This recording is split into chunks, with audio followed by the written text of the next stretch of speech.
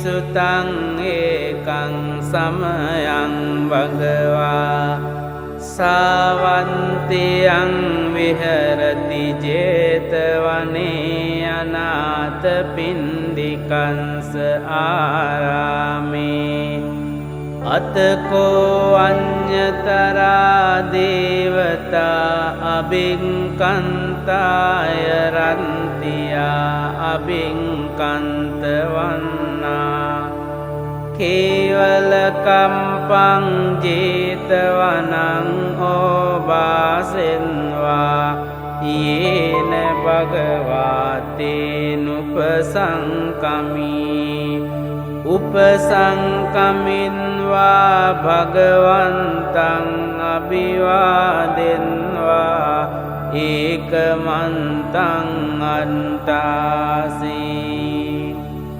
Ekamantang titakosa devata Bhagavantang gataya anjabasi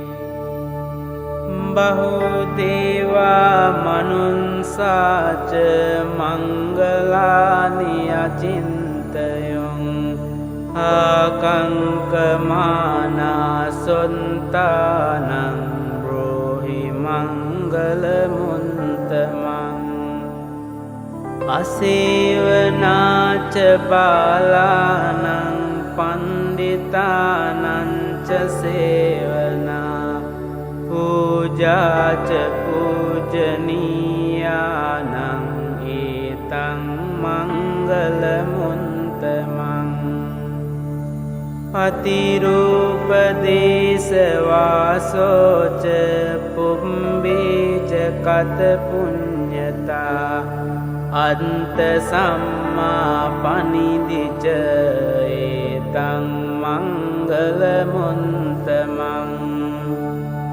Bahu sancanca simpanca vinayoca susinkito Subhasita jaya vaca etang mangalamuntamang Mata pitu upantanang puntadaran sesanggaho Anakula cakamanta etang mangalamuntamang Dananca dhammacariya ca nyatakananca sanggaho Anavanjani kammani etang mangalamuntamang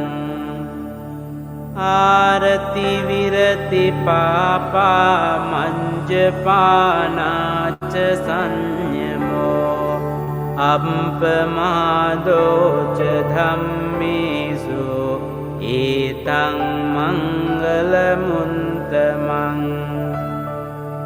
Garvo ca nivato ca santunti ca katang yuta Halena dhamma savanang etang mangalamuntamang Kanti ca sovacansata samananang ca dansanang Kalena dhamma sakanca etang mangalamuntamang Tapoca brahmacariyanca ariya sancana dansanang Nibbana sancikiriyaca etang mangalamuntamang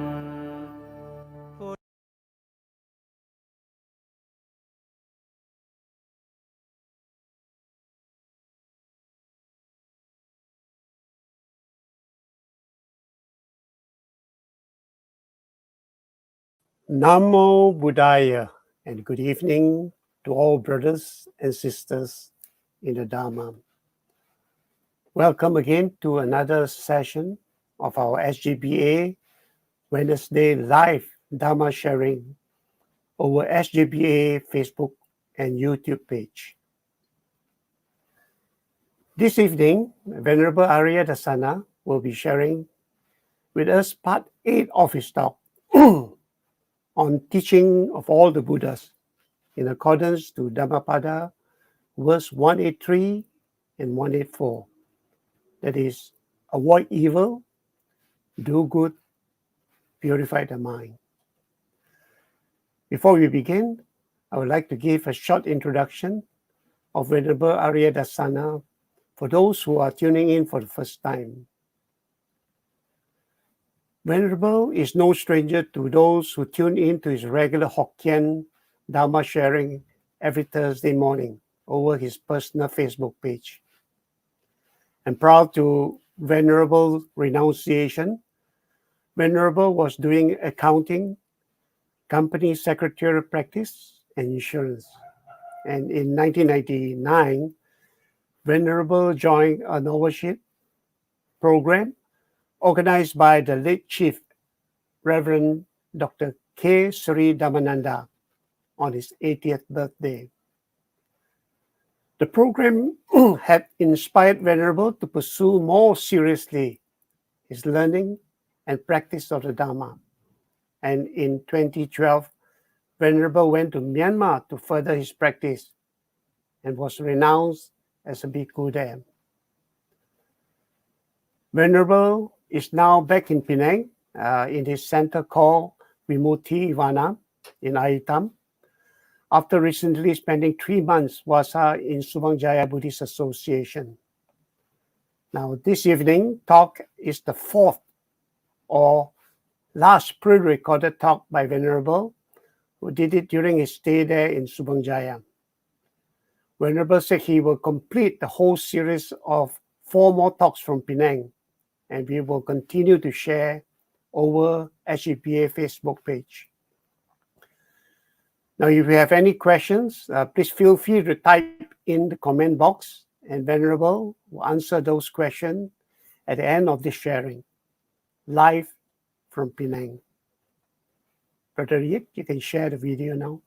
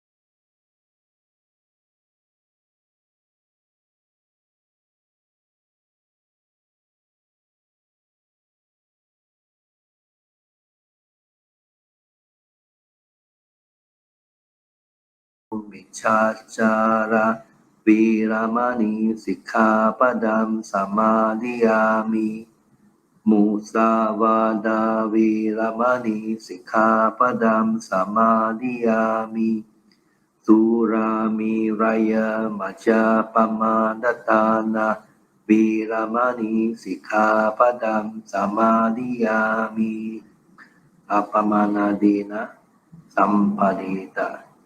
Strive on with diligence. Okay, we are back on top again. Last week I covered up to the 10 Akusara. Akusara means unwholesome. Very easy to remember.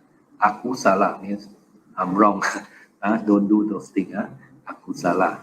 Akusara karma means unwholesome things. So today we'll continue with another three evil deeds or three unwholesome deeds under the Sigalovada Sutta. Sigalovada Sutta was a sutta the Buddha explained to a guy by the name of Sigala. Actually, what happened was his father, Sigala's father, was a very pious devotee of the Buddha. And the Buddha tried to bring Sigala into Buddhism. But each time the father called him, he will give excuses. He don't want to be associated with the Buddha. Every time call him, they don't want I go there to bow to the Buddha, the floor so dirty, everything. He just refused to come to the temple. So he, on the deathbed, the father called him over, Sigala, can you do me a favor? So of course, on the deathbed, he agreed to do the few things. The father said every morning, after taking a shower, you go and pray to the sixth quarter. So shortly after that, his father died. Then every morning, he go and jump into the river, wet himself from head to toe, then come out dripping wet and pray to the sixth direction. The father was hoping that the Buddha can one day help him, can one day see the situation and help him.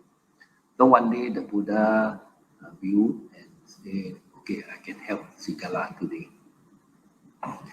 So Buddha came out and approached Sigala. Say, young man, what are you doing?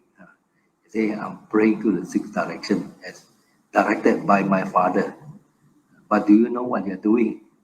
He said, don't know. Then Buddha explained to him the Sigalovada Sutta. So, but I will cover this Sigalovada Sutta at the time. Because this is not the topic on Sigalovada Sutta. I just mentioned that it's extracted from there. Three bad deeds. One is gambling. Gambling, as you know, is bad. It has a lot of bad consequences. There is no story in the Dhamma or anywhere about gambling.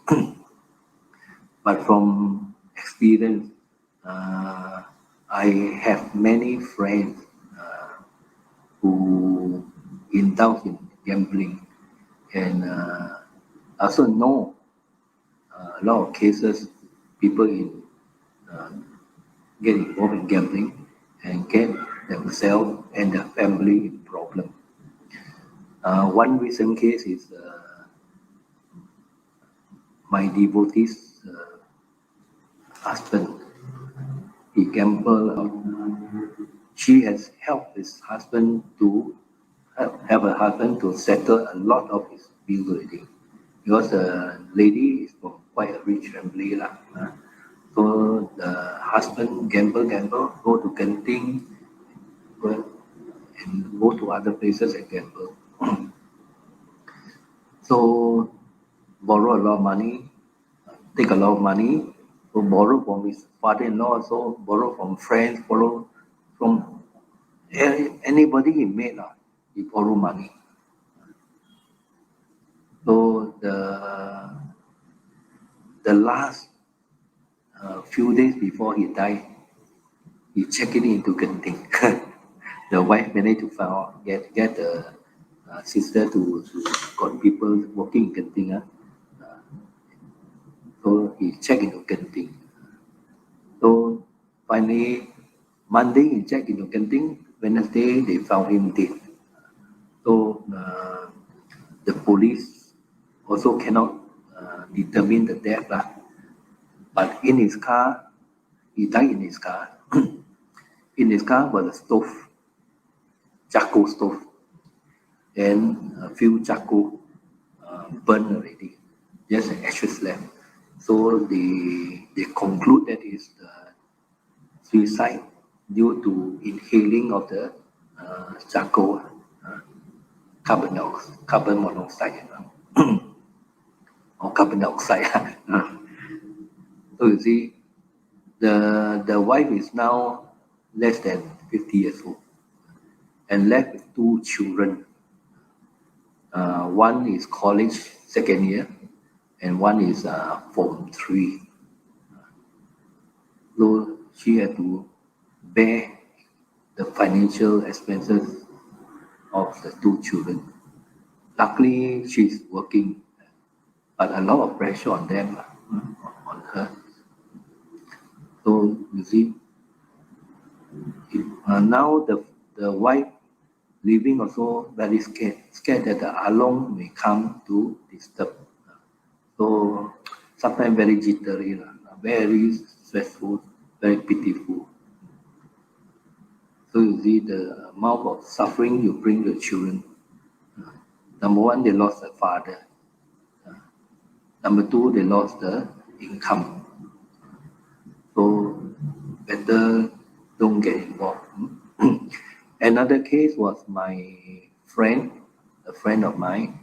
Last time in Imbi Road, there's a very popular Chiyokon. I don't want to mention the name. It's very popular Chiyokon. Making a lot of money. Not Longke. Longke was much later one. This one much earlier.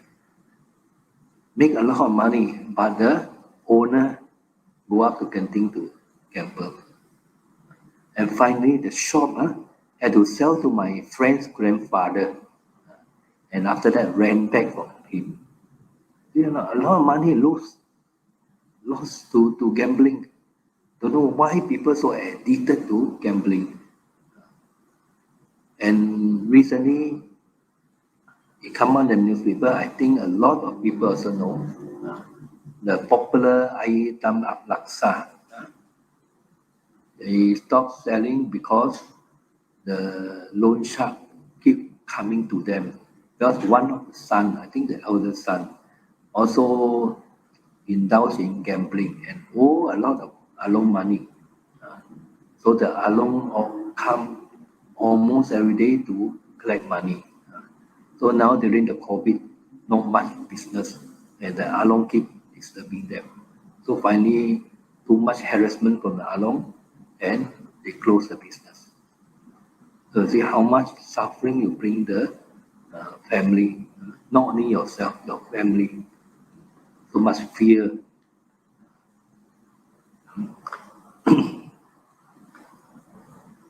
Then you don't be involved in gambling business. No? We cannot do another gambling, but a lot of people do bookie business. Bookie business for people to buy number, illegal lottery.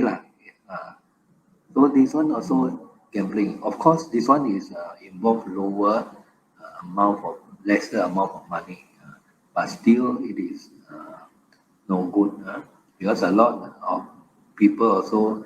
Last time I saw also I got one auntie also involved in this bookie. She buy from bookie so also borrow money from me, and she died already, never pay me back also. Never mind lah, it's a few ringgit only. Yeah. So many people suffer because of gambling. So better don't indulge in gambling lah. No matter how lah, gambling involve money one, whether a lot or little. So be wise lah. Don't waste the money due to certain habit. This is all habitual, very hard to get rid. So the next one is intoxication or drug causing heedlessness, drinking. Initially, this drinking is not part of the precept. Initially, there was no precept covering drinking. Initially, it was 7 precepts. First precept is first 3 is the same lah. 4 is the same. First precept is abstain from killing. Second precept, abstain from stealing. Third precept, abstain from sexual misconduct. Fourth precept, abstain from telling lies. Then you have one more precept is abstain from malicious speech. That means don't talk very roughly with people. Buddha says gentle speech, don't speak roughly. Then you have divisive speech. I mean, you cause people to break up. Very good friend, you can tell them story, then they break up, become enemy. You carry tales, then they break up. No good. Then another one is foolish blabber. Buddha call it animal talk. Talk that doesn't benefit you. So last time only these 7 precepts, but later the speech one cut down to 1 to telling lies. I don't know why it was cut down, but later it was cut down and add in intoxication at the 5th precept. So this and to illustrate to you that drinking was not part of precept. In Samyutta Nikaya, book of the 6th, Sutta number 3, is about Sarakani. Sarakani is a monk. Sarakani is a monk. Then after he died, Buddha declared that he is a string winner, Sotapanna, not subject to birth in the woeful state, assured of enlightenment. Then the other Sakya was very annoyed when they hear this. They say, how come Sarakani is a drinker and yet he can become a Sotapanna? So last time, drinking is not part of the precept. Monk also can drink. It's only after that the precept against drinking was incorporated. Last time for monk there was no precept one, no precept at all. So slowly people misbehave. Then the Buddha slowly add precept one. So probably if the Buddha is alive now, maybe 1,000 over precept already. So slowly as the condition happen, then a new precept is introduced. And in one sutta, Anguttara Nikaya 4.50, Upakilesa Sutta, Buddha said there are 4 obscurations of the sun and moon. Number 1, cloud. Cloud is a obscuration. Obscuration means a blocking. So when it's cloudy, block out the sun, cannot see the sun, cannot see the moon. So sun is one of the obscuration. Number 2, fog. Fog is another obscuration, like mist. Then the third one is smoke and dust is another obscuration. You also block off the sun and moon. And Rahu, king of Asura, is an obscuration of the sun and moon. Now, in the same way, there are 4 obscurations for contemplative and Brahmin. That means for Bhikku, Bhikku and Brahmin. And what are they? The first one is, number 1, they don't abstain from drinking alcohol and fermented drink. So this is the first obscuration. So that's where the introduction of drinking. There is one little story which I created on my own to show you how bad is drinking. There's one time a young man, then he started to drink. Then after he get drunk. At first, you heard the story. At first, the man take the bottle. Man take the bottle of liquor and drink. Then after that, bottle take the bottle. That means you're drunk already. One bottle after another, you don't know. You don't know you're drinking. How many bottles also you don't know. You keep on drinking. Then after that, bottle take the man. Bottle control you. I'm sure a few of you have said it. Then the man started to drink, and later, after many rounds of liquor, he became drunken. Then after that, he feel hungry. Then at the moment, a chicken or hen passed by his house. They live in a small kampung. Then he feeling hungry. They say, hey, why not I take the chicken and eat? So he can catch the chicken and bring it to the kitchen and slaughter. Then meanwhile, when he slaughter, the hen squawk.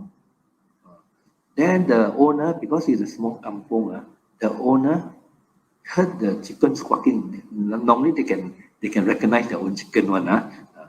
Oh, my chicken, someone catch. So he looked around, cannot find. Then eventually he reached the house of the drunken boy.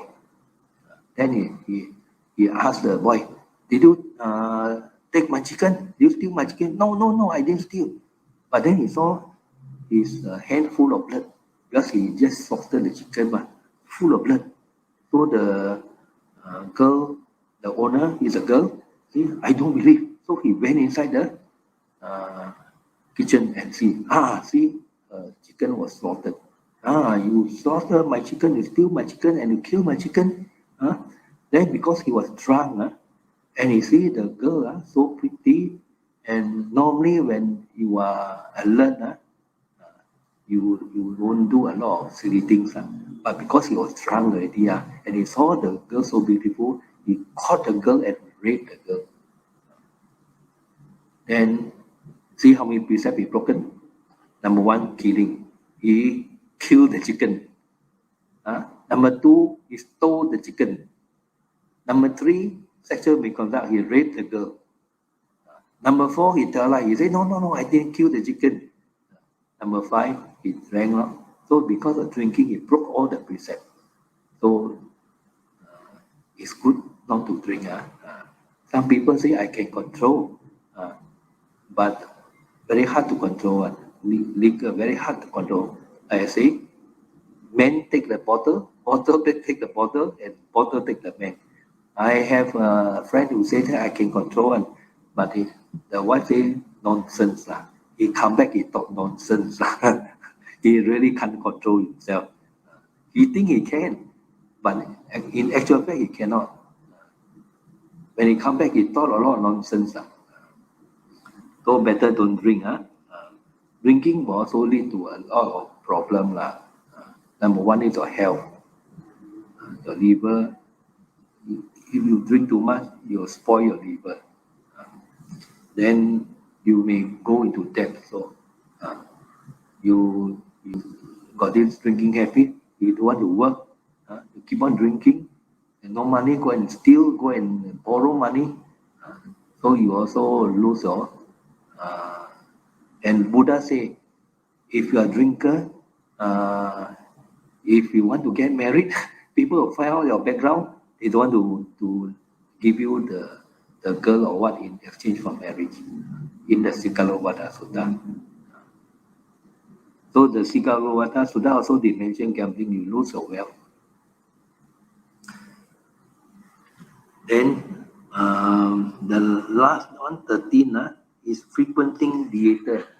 Last time there's no show, no VCD, no DVD, no what Netflix, all these sort of show, no Hwahi Thai. I haven't seen, but no this sort of show. What they do is they go and see opera show. So when you see, you keep on want to see the sequence, just like your Netflix or whatever show, you keep on wanting to see the sequence, and a lot of time is wasted, and most of the scene that they play are not real. They depict as very real, or they fight. And you also want to fight. Sometimes they make you cry, make you laugh. It's all not real. The Buddha, they mentioned a lot of entertainer.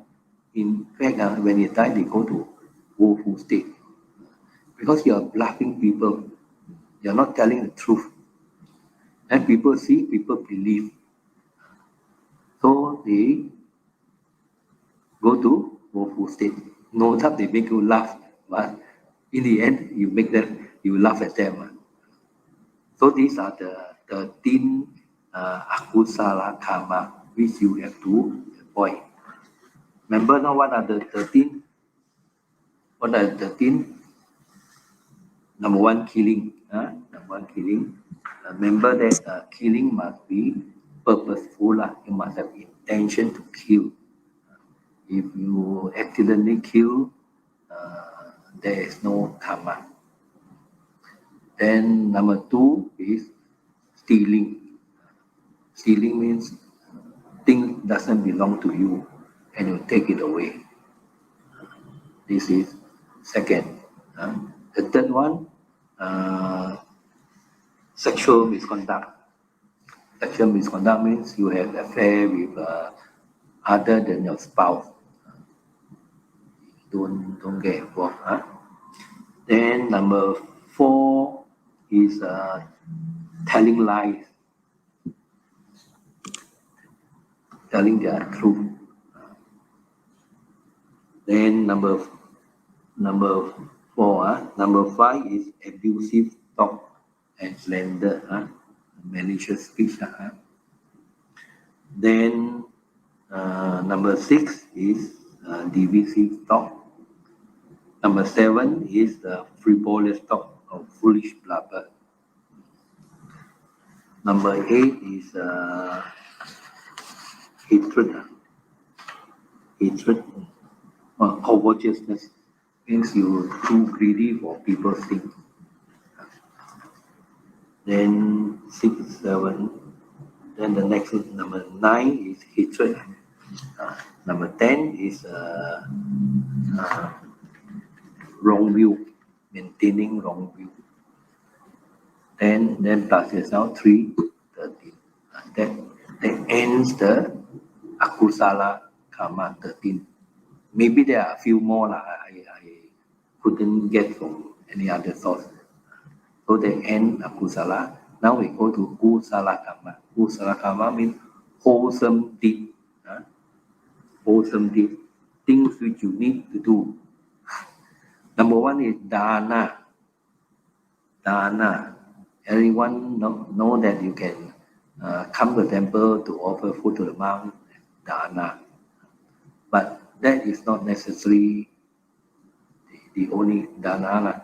You can also dana to old home or orphanage. Then there are various homes, OKU, many homes you can dana to. You can dana equipment for them to use, or dana to for them to eat. Anything you give away out of generosity, it's called dana, not out of fame. You can do a lot of dana out of fame. It's not actually dana. There are some, for example, some dato, wow, school want to build a hall, give 100,000, must put their name a big, so and so hall, Tan Sri what hall. That is not dana. You are doing out of fame for purpose. Then dana, when you do, Buddha say you must be happy on 3 occasions. Number 1, when you think of doing the dana, you are very happy. Wow, I got the chance to do dana. You're very happy. You go about doing all the necessary work, preparation work. You feel very happy about that. And when you are doing the dana, you are so happy. You serve the people. You work with your own hand. You bring your workers, come and help. You are very happy doing it. Then after that, after you have done the dana, you must be happy. Buddha say on 3 occasions, you must be happy. So for me, I was thinking let's say someone say want to come to Subang Jaya to do dana. Happy happy think tomorrow I can do dana, I can get some merit also. Then the monk will have some food to eat. We will be able to practice because won't get hungry. Then first time he come, Subang Jaya, you have to turn it at the BHP petrol station, right? But he hasn't come before. First time here, he overshoot. Then he come to the front of Subang Jaya, cannot turn in. Then he has to make a big round and round. I don't know how to come back again. So maybe arrive here over our lunch time already. Over the lifetime. Then if I'm very, very strict, I say, sorry, over my time already. I cannot eat already. So the devotee happy or not? Not happy, Ayo. Sorry, Monday, because I come late, you cannot eat, you will go hungry, right? You don't feel happy. And you go back also, you won't feel hungry. So that's why some of the rules actually the rules are meant to be a guideline. To be a guideline, you have to use your own wisdom, own common sense. So then depending, so if they come out of sincerity, if I haven't eaten, so I have to eat. If I don't eat, I'll get ulcer, gastric. Then after I fall sick. So what is the purpose? Right? And Buddha never say the time, Never say after 12 o'clock you cannot eat or after 1 o'clock you cannot eat. The Buddha didn't say that. Buddha say, according to our Vinaya, we cannot eat at the wrong time. What is the wrong time? The Buddha never say. So we have to use our wisdom. So of course, if you are living in a community, for example, there are 3-4 monks here, then we have to set a guideline. So if the chief say, okay, you can eat, we eat. But if I'm alone, I have to use my own wisdom, use my own discretion. After eating, last time, before the Buddha introduced this rule, even Arahant, they eat at night also. They can also attain enlightenment, right? So eating is not very, very, very important. Like I say, if in a community there are a few monks, we have to set a guideline. For me, let's say alone, 1 month, I can use my own discretion. Right? Buddha introduced this law because at one time, at night, the one bhikkhu go to Pinabat at night, in the middle of the night. Pinabat is not asking, not begging. begging means you say, please give me food lah, please give me food lah, amat tolong lah. No, when we pindapat, we hold the pole, and our eyes is around the pole. We cannot look here, look there, and we cannot say a single thing. We cannot knock the door. We cannot call the people. Cannot. We have to stand quietly. There is a rule for pindapat. If you stand for a while, nobody offer you food, then you move on to the next house until you get sufficient food. So middle at night, the Bhikku come out to pindapat. So the owner suddenly want to come out and saw a man, a Bhikku standing there. So he got shocked. So he complained to the Buddha. So from then on, Buddha say, long time you cannot go out. So long time also refer to let's say what time food is available. So like Buddha also, sometimes he go pindapat, sometimes too early. Of course, Buddha usually go at a certain time, but certain place the food is not ready. So certain time is not ready, Buddha will go to a nearby park or a hall, and sometimes he have discussion with people. So there's no fixed time much. But of course, I say in the community you have to follow And in the monastery where there are a few monks, we have one app to follow. A few apps One is lunar calso, to lunar solar calculator. We can check the time. Every day the noon time is different. Normally about 1 something because our time has been adjusted. I think about in the early 80s, our time was adjusted 1 hour ahead because the Prime Minister then want us to start business first, want to be the leader. So change the time. So the time in Myanmar or in Thailand, 1 o'clock, here also 2 o'clock already. So time is very relative. And during the Buddha's time, there was no time, no clock. Maybe they look at the sundial. So what Buddha look at maybe look at the sun. So there is no time. So it's up to us whether we want to eat or not.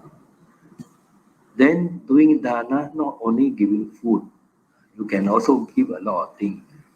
You can give your own effort. Like, for example, if you go to a monastery, you can also do dana by cutting the grass, chopping the few trees. Sometimes trees are about to fall down, you go and chop. Especially for us staying in the near forest area or forest area, you have to keep on trimming the grass. But now, my place, the trees grew until very tall already. Okay. A lot of outside cannot be seen already. So next month, one of my friends from KL going up to Penang to help me to chop. He's very good at chopping trees. So you can do a lot of things, not only giving food. Give food, give medicine, give things can use. Of course, you don't give things that we don't use. I think one time somebody gave Dana me one comb. I got no hair to comb. The Dana me one comb. But okay you see, he want to give, I take then give to somebody else. Then you can also give your time. For example, you can go to the temple, maybe can help in certain work. Come here. Just now I saw a few ladies making floral arrangement for tomorrow, katina. So a lot of things you can do in the temple. This is also done. Or you can come to the office maybe to help out some paperwork. Also done. Sometimes there are mails to send out. I don't know now. Now I think less mails than last time. Many years ago, when I was involved in a temple, we had to send out flyers. So you have to put in the envelope, stick the address. All this can be done. This is also dana. You can also dana your body part. Like what? Like blood. Because every now and then the blood bank will require blood, your blood, or you can sign up the form to donate away your eye, your liver, your kidney, all this. There are people who believe that, if I give my eye, next time I'll born blind. No such thing one, because you don't give, also we burn away your eye. Same thing, wasted. If your eye is so good, why not give some people a gift of eyesight? Maybe next time you come out, your eye will be very bright. I'm not sure, maybe. So you can donate the body parts. So you can sign up the form. For me, I'll sign up very long ago. I think in the 80s, we just sign up. So when I die, they come and take whatever parts they want. They want to take the whole body, also take, never mind. In Myanmar, they used to donate the whole body. I know that last time my kapya, when a mother died, she donated her body, the mother's body. The mother already signed the form to the university student for them to cut up and do some don't know what work for them to try on the body. You can give your whole body.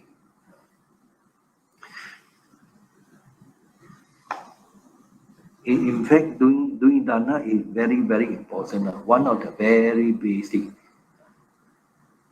And Buddha said, when you give dana, you can also go to heaven. Sure, really one. There are many people during the Buddha's time. You can read from I think not the Pita Sutta, but goes as far about Deva. They give one petal of flower, they can also go to heaven.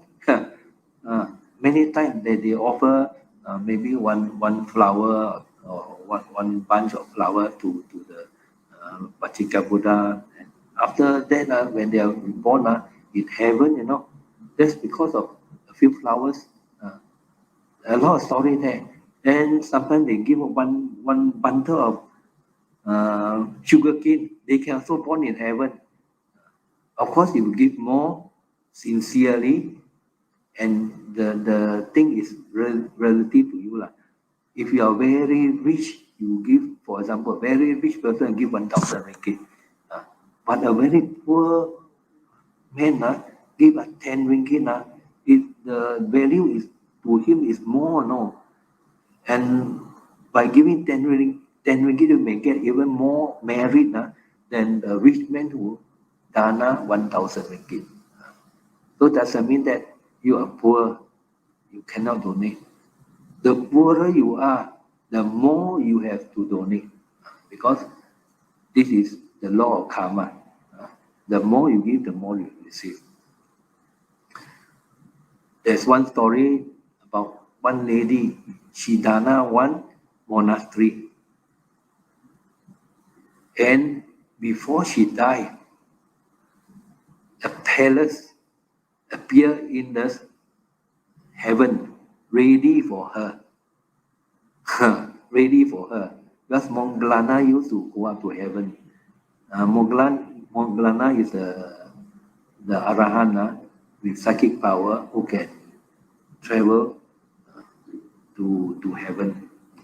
Very few, but he is one of them. He used to go up to heaven, not as for tour. He go up to heaven to see and to find out from them why they are reborn in heaven. He went up to check. So one time he went up, he saw the palace ready, waiting for for the donor. So when he came down, he asked the Buddha, can happen, man? The lady not yet died, but already the palace is there. Then Buddha say, you see for yourself, no need to ask me. Huh? Really? So of course, if you dana more out of sincerity, you get more. No? So if not, you will be born in a lower heaven, like in Attanatiya Sutta in Dikha Nikaya, chapter 32. You can see for yourself, paragraph 13. The beings born there is called Kundaba in the south. In the east is always forget Gandhava. Gandhava born in the east, they like to play music. In the south is Kundaba. In the west is Naga. In the north is Yaka. All these are actually demons, but they are in heaven. They are in heaven. And in the Kundaba in the south, there are people who were in the previous life. They are butchers, killers of animals, backbiters. All they can be born there because why? Because they do a lot of dana. Do dana, then they are born there. Of course, very low heaven. In the eyes of human, they are not deva, no, they are monster, no. Yeah, because of doing dana, they born there, but very, very, very low heaven. Of course, it's better than us lah. They got psychic power lah. But born there is actually no good. They cannot do good things because a lot of beings there, because habitually they do bad things, and they go up there. They also do bad things. In the Attanatiya Sutta, the four great kings came down. King Visavana told the Buddha, a lot of beings there, a lot of devas there, they don't like Buddha and the disciple. Why? The Buddha and the disciple promote abstain from killing, abstain from stealing, abstain from sexual misconduct, abstain from lying, abstain from liquor. All the beings there enjoy doing the five things. So if you donate more generously, sincerely, not for the sake of going to heaven. If you donate sincerely, probably you go to Tawastimsa heaven. Tawastimsa heaven, there the beings, the devas are more refined, not so rough as the Yaka. Yaka also eat people one. There's one story. A prince, his father got 100 sons. That means 100 prince, and he's number 100. And normally he do a lot of dana. Then one day he asked the monk, who is a Pachika Buddha, do I have a chance to become a king? The Pachika Buddha said, no chance, Lord. Because you are number 100, won't be your turn. When your turn comes, you die already. So, how can I become a king? So the Pachika Buddha said that if you can go to a place called Takasila, which is very far away, you have a chance to become a king there. But you must reach there within 7 days. You can be the king there. But you have to pass through a forest where there are a lot of yaka, human eating yaka. Yaka is a deva, but they eat human beings. So on earth also, we have yaka. So if sometimes people go to forest to hide, sometimes they are lost. Until they are eaten away by yaka. So virgin jungle, please don't enter. Not familiar place, don't enter. Because yaka, sometimes they stay in one area, they are given permission to eat any being that pass through the area. So the prince wanted to go, so he went, but his five brother wanted to follow, but he dissuaded them from following. He said, "Don't follow me. This is very dangerous, very very dangerous for yaka." So they all don't believe. They say, "I want to follow." Say they follow him, one by one, eaten away by the yaka. So finally, he arrived safely at Takasila, but one yaka followed him. The yaka wanted to eat him, so the yaka pretend to be his wife and follow him, chase after him, run after him, and people say, "Hey, wait for your wife lah." Say, "Not my wife, yaka. This one is yaka." Then the yaka say, "Sure lah, man. After quarreling, your wife little bit say I'm a yaka, I'm a monster." Say this sort of thing. And then later she pretend to be pregnant, pretend to have born the baby and carry the baby. So people comment, and she very firm say, "No, this is not my wife. This is a yaka, wanted to eat me." So he keep on going, and finally he reached Takasila. Then at the place, the king came out and said, "Wow, the yaka so beautiful." He didn't know that is a yaka. He thought that is a girl. Because yaka got psychic power, but they can transform. So finally, the king invite the girl in and took her as his wife. As his wife, then the yaka very clever. Then, "Can you let me control the country?" The king said, "No, I cannot let you control the country. I also cannot control the country. Or at least give me control over the palace." I say, okay lah. So smitten by the beautiful girl. So after that, he take a rest at night. At night, take a rest. When the king sleep, the yaka turn back into yaka and run back to fly back to her village and bring all the yaka over and eat up all the people in the palace. Because the king give permission already, give permission for her to control, so she can control the palace, people inside the palace. So very careful, very careful. I believe my grandmother was also eaten by a yaka, because one day my uncle staying next to us, he bring back the paper effigy of a horse. I think in Hokkien they call bear, white horse.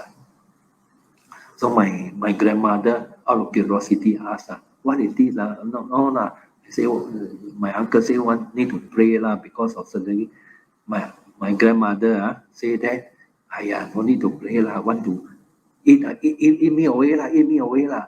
And that afternoon he died, and before he died, he was filled in all over. So I believe he was eaten by the yaka because she gave to permission for the yaka to eat. So please watch your mouth. Don't simply invite people to eat you. When you give invitation, they can eat you already. There's another story in, I think I told before already, the Yakini was chasing the girl. So the girl was carrying a baby. So they put on the Buddha's feet. Then the yakini cannot come in. No, the yakini actually want to eat the girl and eat the baby.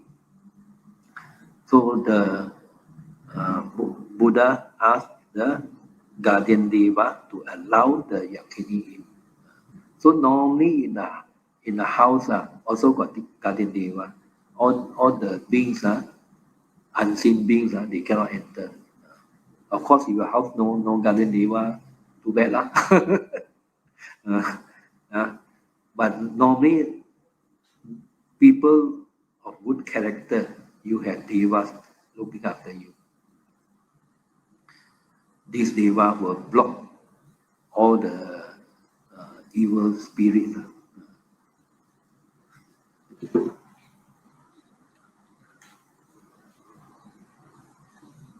So one in heaven, good.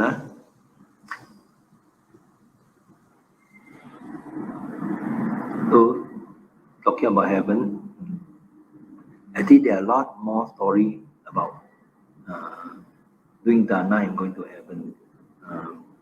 But I think it's enough lah. So okay, and the highest dana you can do is to share merit. To share the dharma. Because dharma is very valueless. It's very valuable. So if you share dharma with people, very very high merit. So if you can give dharma talk, good lah. If not, maybe you can share the talk with other people. Last time you can print CD, print books, but now I think this sort of thing out of date already. CD nobody want to play anymore. A lot of CD player also spoiled already. So now a lot of Dhamma are online. So you can share the link with people. This is very good because you open up people's eye. People who don't have Dharma will always will tend to do some not so good. I won't say Akusara, not so good deed. So if we can share with them and they know the benefit of doing good, it's very good. The Buddha did say, if you have aged parents and you carry them on your shoulder, your mother on one side, your father on one side, for 100 years, if you can live over 100 years old, 100 years, every day you rub the leg with ointment, take care of them properly for 100 years.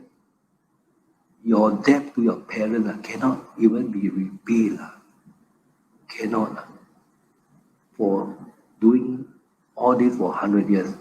But if you can change them from no Dharma to Dharma, from being stingy to generous, from no virtue to practice Sila,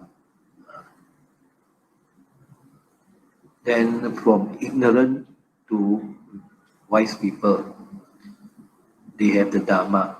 Your debt is fully paid, more than paid. Paid your parents. So the importance of Dharma. You look at it don't carry any value. But you can convert one person. We don't ask you like the other religion go and convert. You can let them listen to the Dharma, and after that, they convert by themselves. That is very good. That is the highest dana you can do. Of course, you can also build monastery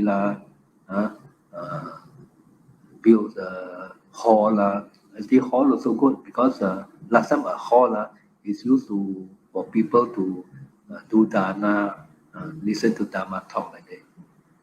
So you can do a lot of things. So dana doesn't mean that you give money only. Of course, you can give money sometimes giving money also better than other things. Sometimes too much food. I come here, so much food to eat. So if you want to put in the requisite fund to buy other things also okay . So the best is to promote Dharma.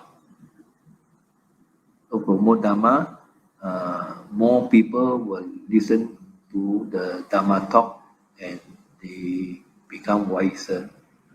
That is the highest Dharma. So, but building monastery, now, especially in Malaysia, we got too many monastery, too many temples already. Too many already. Too many, really one. Sometimes you go to a temple, you cannot find any monk. Especially now, all the foreign monk go back, no monk in Malaysia. So, and there are still some monks want to build their own monastery. So you use your own wisdom, because from what I see, a lot of monks come out, they want to be their own boss. They want to set up their own monastery. They want to run it their way. There are so many temples, no monk, nobody want to stay. Like I can name a few, like in Rapid, Vivekawana, no monk.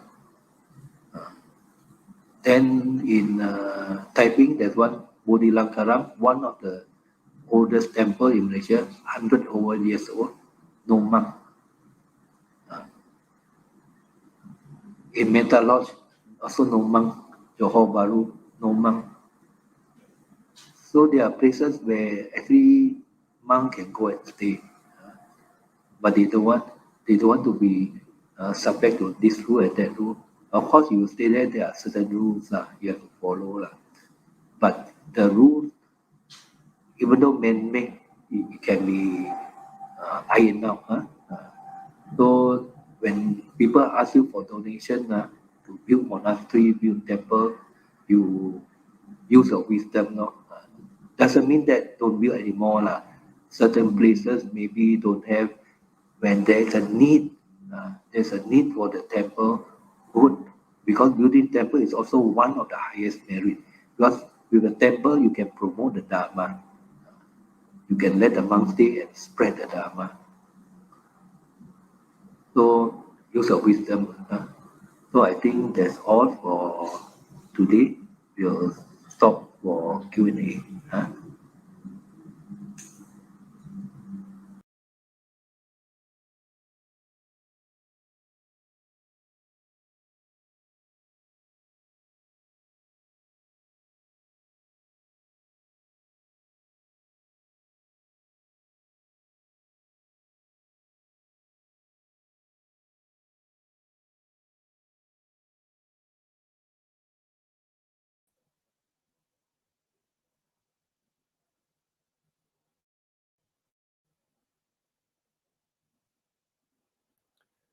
Sadhu, sadhu, sadhu, Venerable. Thank you, Venerable, for sharing those real life stories. And then the citing of examples of the consequence of Akusara, of gambling and intoxications, on how it has affected many families and also some successful business owners. And also, Dana is not just offering a food, money, but also include your time and efforts. And of course, the sharing of the Dharma. So we have come to the time of the Q&A. So Brother Yik, can you share from feedback? Okay, from Brother Leong Yu Ming. Can one who perform plenty of dana and virtuous in morality be reborn in the material inner court of Tusila Metta? Tusila Metta.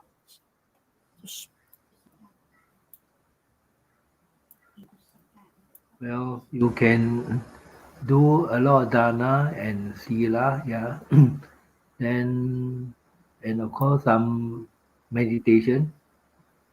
These are all good deeds. Then, depending on the level, on the level of dana and sila you perform, then according to your karma, you may be reborn into Sita or even higher or lower. Now we don't know where we'll uh, going to heaven is not like taking exam. You pass, then you go, you get this. You fail, you go, you don't get this. This is different. Karma is different. So depend on what you do properly in addition to your past karma, then your karma lah will decide where you will be born.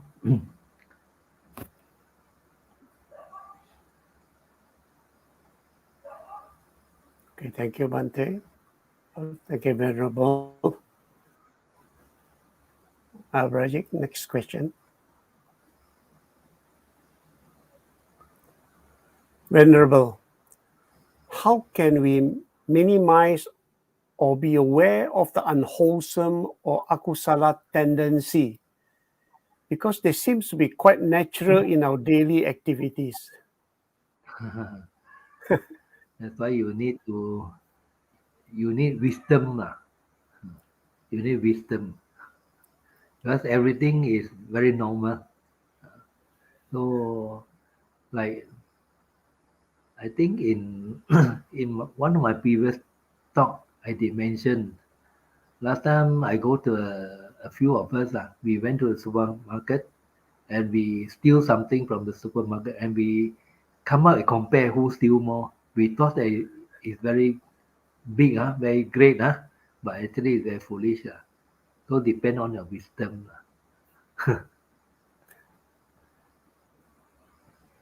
So Thank you, Venerable.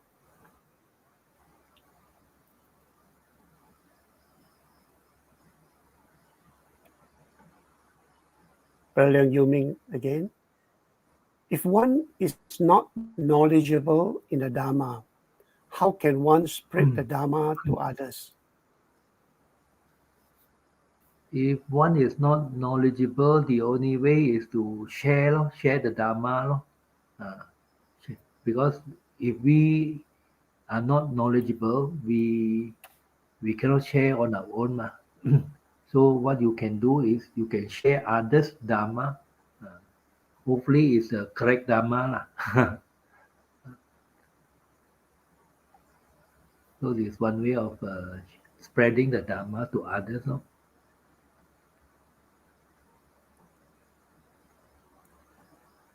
Okay, thank you, Venerable.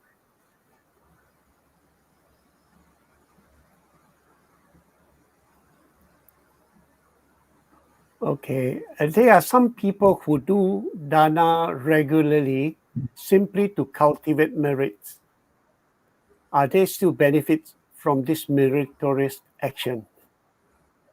Yes, of course they still benefit because dana, if you do it habitually, you will do it regularly, then it become a part of you already. It's become your character. That means you have no stinginess, you have generosity. Uh, so depending on your level of generosity, then maybe your next life you will be reborn as higher beings, or come back as human being again to continue to do dana again. Yeah. Uh, so yeah, these are the meritorious we should always do. And sila important. And of course, meditate also lah. Also practice some meditation. There are some people who only do dana but never do sila. There are some people who do sila, never do dana. It's very important to do dana, sila, and bhavana. Bhavana is so very important. Especially if you do metta meditation, it's very simple. Just sit down and wish only. Very simple.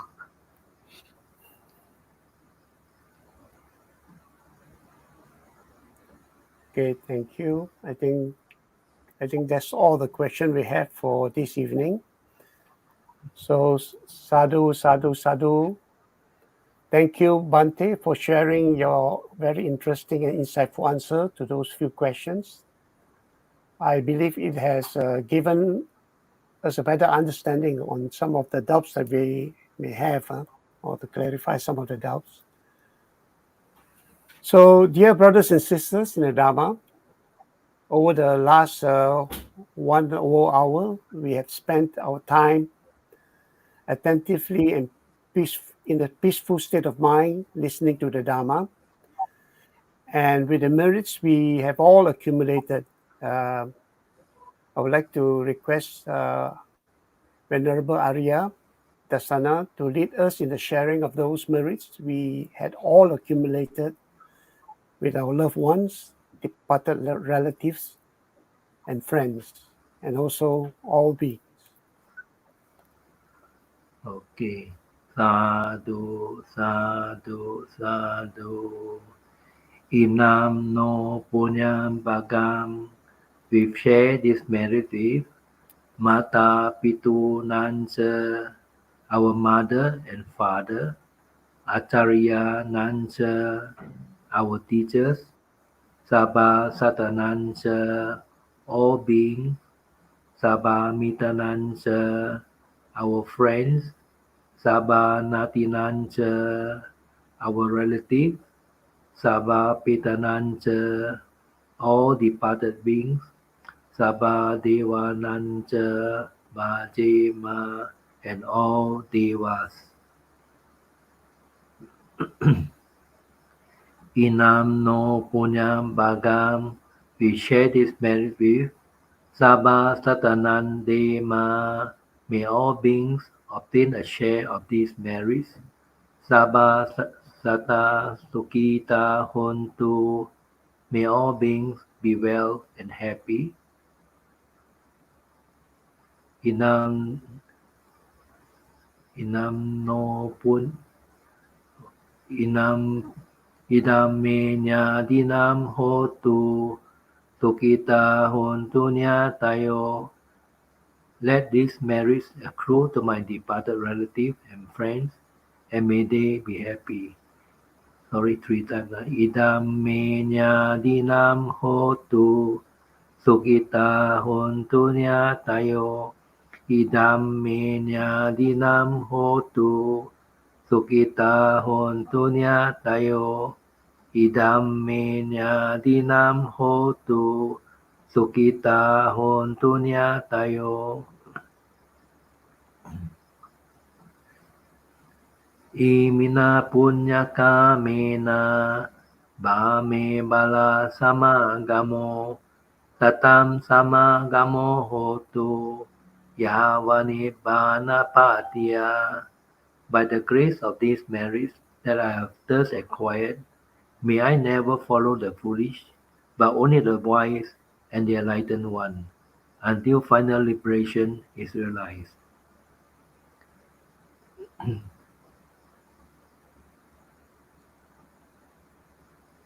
Idam me punyam asawa kayam waham hotu. May these merits of mine lead me to the extinction of all mental defilements. Idam me punyam nibbanasa pacayo hotu. May these merits of mine be a condition for the attainment of enlightenment. Sadhu, Sadhu, sadhu, sadhu, sadhu. Thank you very much, Venerable. And also thank you to all who had participated throughout this evening session. And before we end, let us put our palm together to pay homage to the Triple Gem. Buddham pujemi, Dhammam pujemi, Sangam pujemi.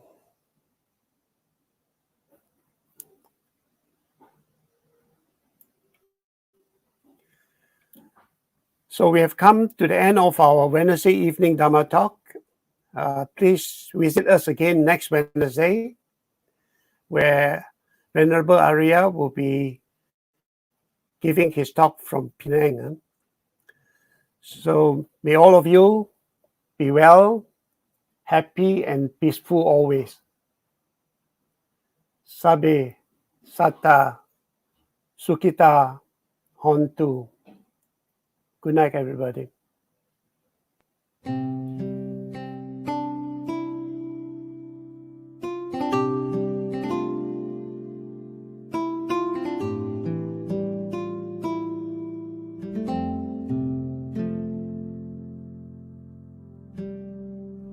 Bahung sahan semabhinim